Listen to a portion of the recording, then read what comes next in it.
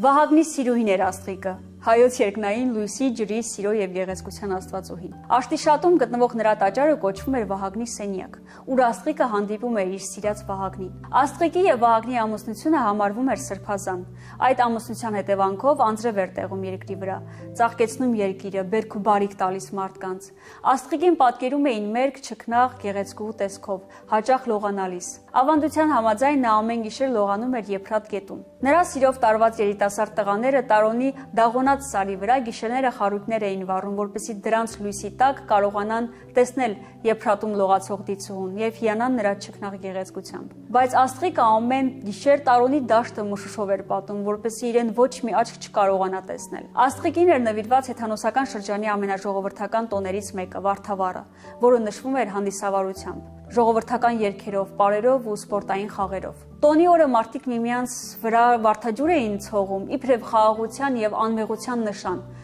աղավիներ թռցնում։ Այստեղ կարող ենք նաև ուշադրություն դարձնել հենց Վարդավառյան տոնին։